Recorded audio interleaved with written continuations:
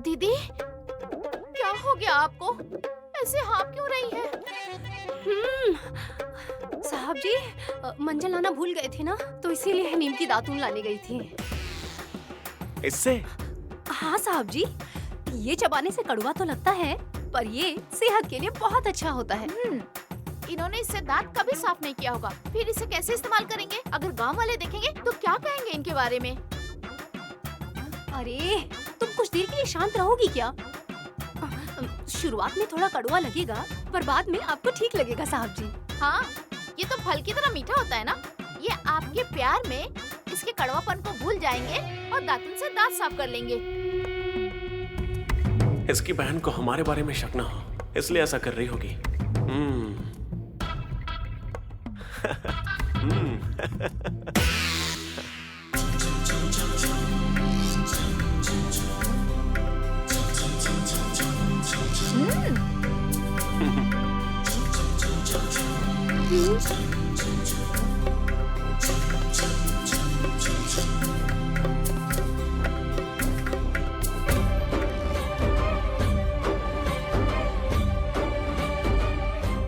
स्वामी जी, जाने से पहले रोक रहे हैं, इसके लिए क्षमा कीजिएगा। तुम्हारी समस्या मैं समझ सकता हूँ जगदीश। आप ही बोलिए। आप विशाल की दूसरी शादी के बारे में कह रहे थे, तो जिस उम्मीद से नैनी इस घर में आई है, तो क्या उसका दिल नहीं टूटेगा? तो क्या कभी आप लोगों ने उसकी उम्मीदों के बारे में सोचा? ऐसा क्यों बोल रहे हैं स्वामी जी? एक लड़की के कई सारे सपने होते हैं स्वामी जी, और वो सब ससुराल जाके ही पूरे होते हैं ना। इतने दिनों में आप लोगों ने कभी नैनी की भलाई के बारे में नहीं सोचा। विशाल अच्छा रहे, आप लोग बस यही चाहते रहे। मतलब नैनी यही रहनी चाहिए। अब विशाल की दूसरी शादी के बारे में आप लोगों को बोल रहा हूँ तो अन्याय लग रहा है। आप नाराज मत होइए स्वामी जी, आप ही हमारे मार्गदर्शक हैं। आप हमें इस समस्या का कोई समाधान बताइए स्वामी जी। नैनी मेरी बहू बनकर नहीं रहेगी, अगर वो विशाल की पत्नी बनकर रहेगी तो क्या विशाल जिंदा रह पाएगा? सिर्फ जान ही बची रहेगी। उसे खुश रखना है तो हमारा कर्तव्य सिर्फ यही है जगदीश। विस्तार से बताइए स्वामी जी, सबके सामने मैं पूछ नहीं पाई। आप लोग तो जानते हो कि विशाल नैनी को अपनी पत्नी नहीं मानता है, तो वो किस उम्मीद से और कब तक आप लोगों के साथ रहेगी? ऐसा मत बोलिए, हम तो उसे त्याग भी नहीं सकते। नैनी यहाँ से कभी नहीं जाएगी। जब वो कहीं जा नहीं सकती तो उसे इस घर में काम वाली की हैसियत से रहने के लिए कहिए। काम वाली की हैसियत से।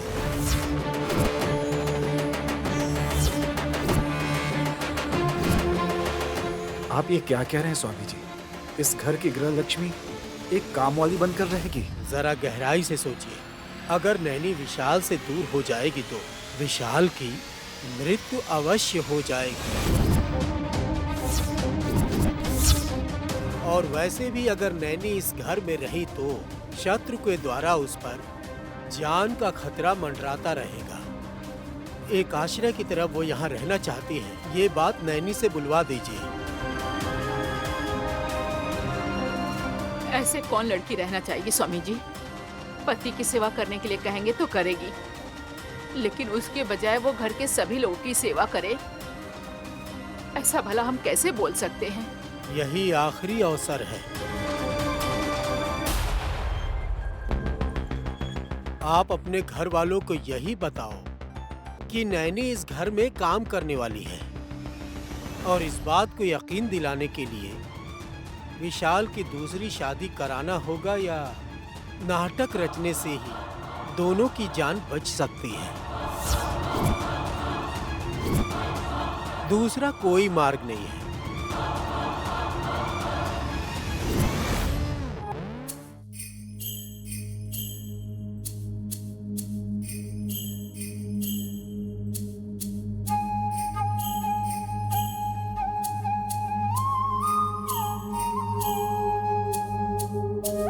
हाँ, आइए बाबू, यहाँ पर बैठिए। आप बड़े हैं, पहले आप बैठिए ना। अरे रे, जीजा जी, हमारे घर में आपके घर की तरह बड़ा सोफा नहीं है, इसी से काम चलाना पड़ेगा। सुमन, क्या हुआ दीदी? तुम तो बड़े घर की बहू बन गई, तुम्हारे घर में बाथरूम में भी कुर्सी है, ऐसा शिवा ने बताया। जो देखा वही बताया, लेकिन अभी तक तुम भूली नहीं क्या? हाँ? तुम चुप रहो, आप बैठिए बाबू। कोई बात नहीं शास्त्री जी, आप बैठिए ना। हाँ, गांव में चर्चा हो जाएगी कि दामाद को बैठने भी नहीं दिया। वैसे बाबूजी आपको मान सम्मान देना चाहते हैं, आप मना मत कीजिए। बैठ जाइए ना साहब जी।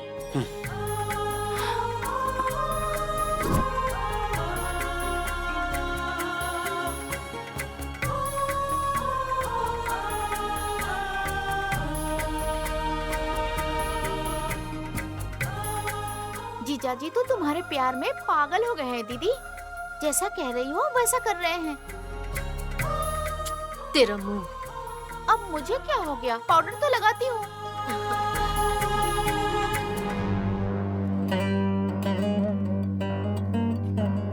अरे आप हाँ? कोई बात नहीं बाबू, आप बैठिए, यहाँ पर बैठिए। बैठिए बाबू, मैं यहाँ पर बैठता हूँ। मैं ऐसे ही बैठकर माता के मंत्रों का उच्चारण करता हूँ। आप मेरी पोती का इतना ख्याल रखते हैं, ये देखकर मुझे आप भगवान जैसे लगते हैं।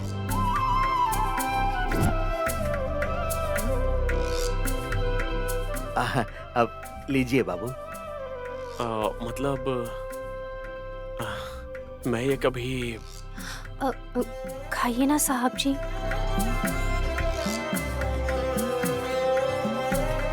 सोचा था तुम्हें यहाँ छोड़कर चला जाऊंगा, लेकिन तुम्हारे दादाजी मुझे जो सम्मान दे रहे हैं, ये देखकर मुझे कुछ समझ नहीं आ रहा है कि करूं तो क्या करूं। हमने सोचा था कि 16 दिन के त्योहार पर आपको बुलाएंगे, लेकिन बाबूजी कह रहे थे कि आज के जमाने में पता नहीं आप शहर के लोग ये सब मानते हैं या नहीं। विशाल बाबू की बड़ी मौसी ललिता देवी के बताने पर ही हमें याद आया कि त्योहार है। मुझे खुशी हुई। आप दोनों यहाँ पर खुश रहिए, मैं बस इतना ही चाहता हूँ। हमारी नैनी ने अनजाने में कुछ गलती की होगी तो हम उसके लिए माफी चाहते हैं।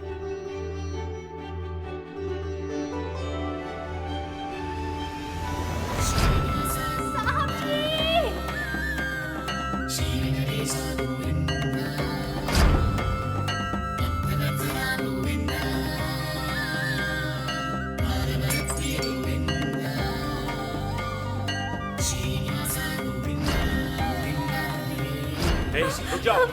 विशाल, ग्लास दो। ये दूध मत पीजिए साहब जी, इसमें जहर है। मैंने कहा ना मुझे ग्लास ये दो। बात तो सुनिए साहब जी। ग्लास देने को बोल रहा हूँ ना।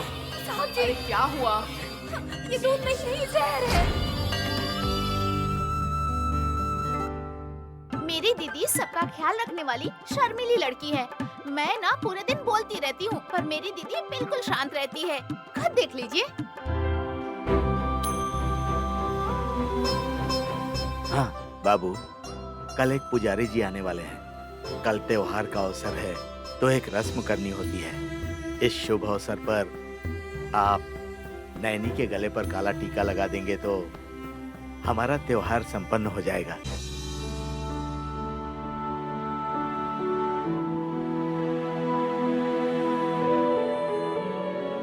सच में ये सब? असल में क्या है कि साहब जी इन सारी चीजों को ज्यादा मानते नहीं है ना।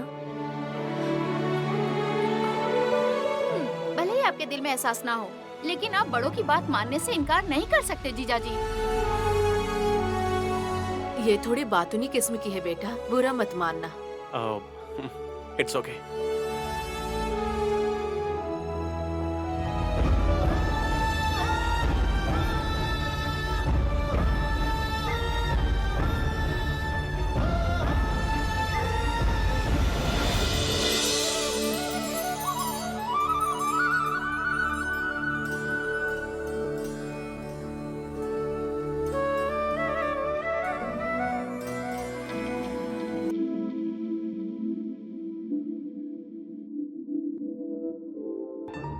अरे अरे, क्या कर कर रही हो दीदी?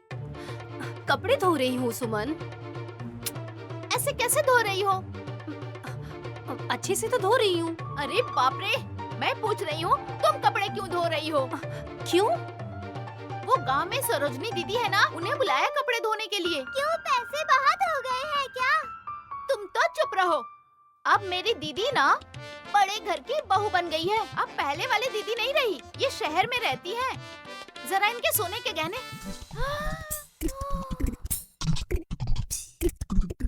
दीदी, दीदी, दीदी, कपड़े धोते समय आपके ये गहने खो तो नहीं जाएंगे ना? तेरी जुबान की तरह फिसलने वाले ये कोई नकली गहने नहीं है, समझी? सुबह सुबह यहाँ क्यों आई हो? आहा, मैं तो कह रही हूँ कि संभाल के रखना। मैं एक करोड़पति इंसान की पत्नी हूँ, लापरवाह नहीं हूँ। अपने गहने को संभाल कर रखूंगी सुमन। ये दिया गया है या सौंपा गया है?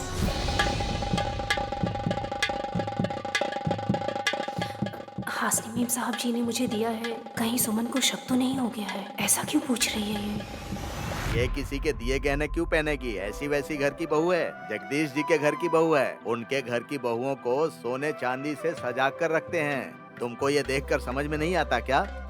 हाँ दादाजी, वो सब तो मैं अच्छे से देख रही हूँ। मतलब दीदी की जिंदगी में कोई समस्या नहीं है। तुम पूछ रही हो या शक कर रही हो? मैं तो बस ऐसे ही बोल रही हूँ, तुम क्यों डांट रहे हो? अगर समस्या होती तो रो रो कर उसकी आंखें लाल हो जाती। ये फूलों का गजरा लगाकर नहीं बैठती। आपने सही कहा दादाजी। सुमन को कैसे समझाऊं, मुझे समझ नहीं आ रहा। दीदी, आपका घर कितना बड़ा है? हमारे गांव के तालाब के जितना बड़ा है। और हमारी नैनी के लिए भी अलग घर है वहाँ।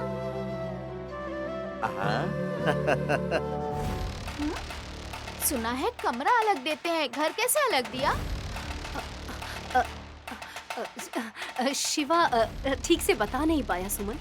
बहुत बड़ा घर है ना हमारा। हमारा घर, सामने वालों का घर, फिर वेंकट लक्ष्मी माँ जी का घर, फिर मंगम माँ जी का घर, पड़ोस में पद्मा जी का घर। ये सारे घर मिलाकर साहब जी का घर है ये। अरे बाप रे। सोचा था माँ का दर्शन इन आँखों के लिए काफी नहीं है। अब तुम्हारा घर भी वैसा ही है। आपने क्या देखा दादाजी? घर के सभी लोग पूछते हैं कॉफी पिया कि नहीं, नाश्ता किया कि नहीं। हर घड़ी वो लोग पूछते रहते हैं दादाजी।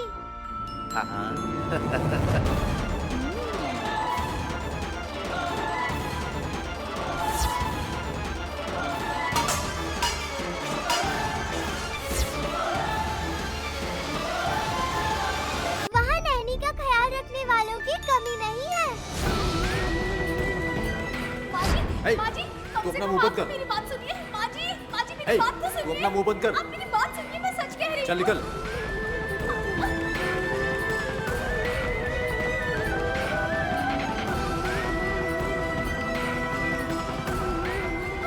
साहब जी, साहब जी।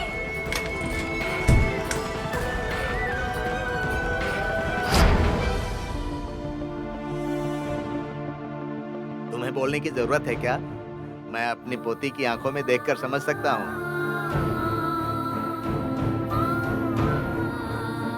फिर मुझे ऐसा क्यों लग रहा है कि जीजा जी दीदी से दूर दूर रह रहे हैं?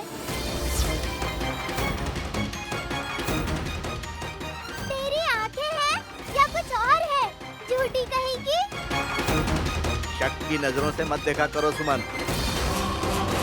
बेटी नैनी, विशाल बाबू नहाने वाले हैं, पानी गर्म कर दो। ठीक है दादाजी।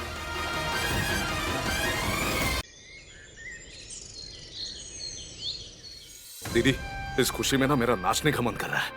T D D D D D T D T D D T D T T D T T D. जाएंगे मामा जी, कुछ पकड़ लीजिए। अरे जो मनहूस इस घर से चली गई है उसे फिर से क्यों पकड़ूं मैं, बताओ? आप इतनी ज्यादा घटिया तरीके से सोचते हो मामा जी? ए, क्या बकवास कर रही हो?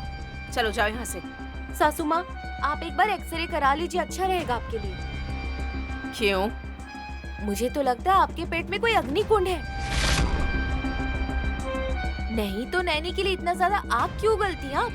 दीदी, हासनी ऐसी बात क्यों कर रही है? कोई बात नहीं, उस नैनी के फैंस कुछ ज्यादा ही हैं।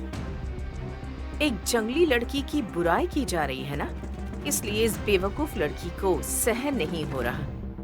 लेकिन मुझे ऐसा लग रहा है जैसा आप लोग सोच रहे हैं ना, उसका तो उल्टा ही हो रहा है आप लोगों के साथ सासू माँ। क्या कहना चाह रही हो? नैनी दूसरी शादी कर रही है क्या? आप तो ऐसे ही जोक मारते हो जिसमें हंसी ही नहीं आती। ऐसे डरावने जोक मारेंगी तो कौन हंसेगा भला? तुम बताओ और साफ साफ बताओ, क्या कहना चाहती हो?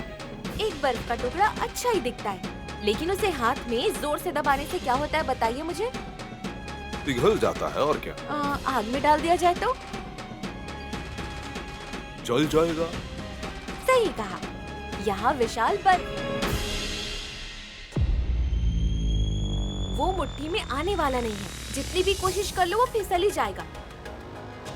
कुछ भी कर लो वो हाथ में नहीं आने वाला। और नैनी जो है वो आग है। जो भी करना है कर लो, आप लोग खुद ही जल जाओगे। अरे बेवकूफ लड़की, पानी और आग कभी भी एक नहीं हो सकते। तो ऐसी बकवास बातें मत करो। क्या आप लोगों ने कभी किताबों में जलवायु का नाम पढ़ा है? हमने तो उतनी पढ़ाई की ही नहीं, तुम ही बताओ। मतलब वायु में ना पानी मिलकर रहता है। अगर विशाल और नैनी एक नहीं हुए तो मेरा नाम निसिहा रख देना, याद रखिएगा। निसिहा? हासिनी नाम बदल कर रखा है। ये मेरा चैलेंज है। सासू माँ, ये मेरा चैलेंज है।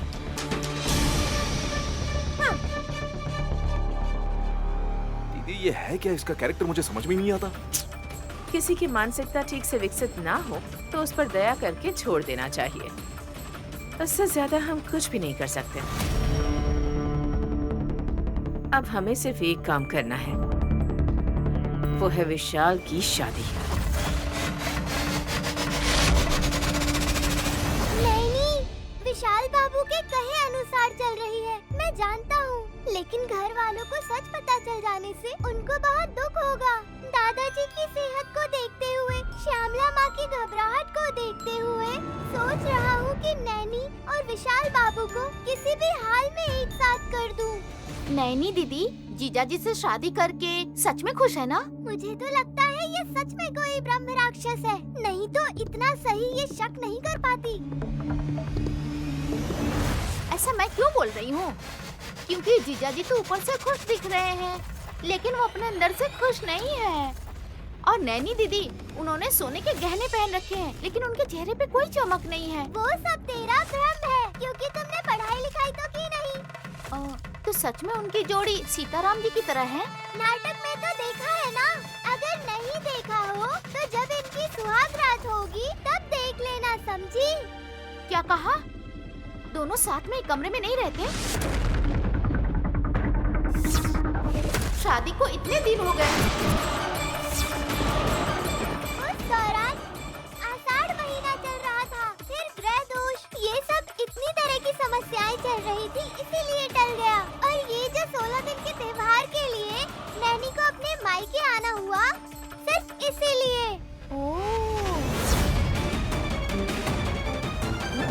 लेकिन माँ और दादाजी को किसी ने बताया नहीं। तेरा मुंह, कैसे कोई बोलेगा कि माँ हमारी सुहाग रात करवा दीजिए, तुम्हारे जैसी सुंदर लड़की।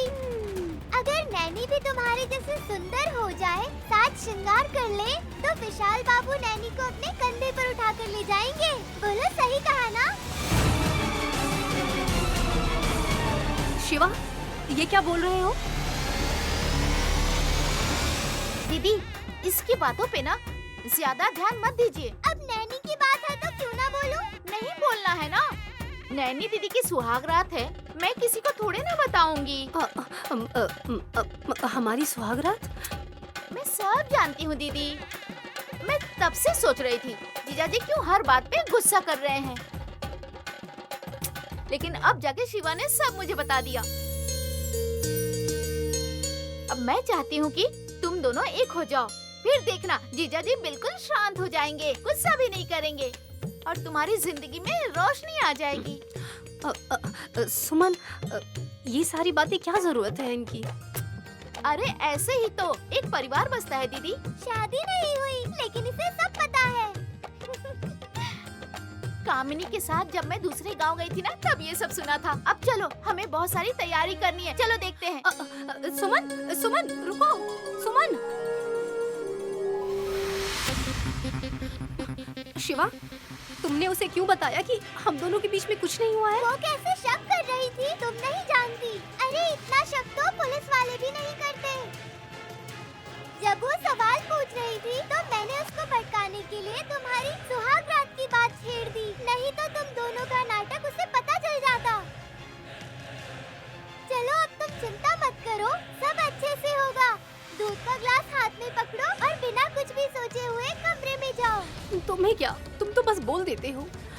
साहब जी के सामने हाथ पैर जोड़कर मैं उन्हें यहाँ तक लेकर आई हूँ। फिर से वो सब करने जाऊंगी तो वो मुझ पे गुस्सा करेंगे। तब सिर्फ दूध का ग्लास नहीं टूटेगा, तब मेरा दिल भी टूटेगा।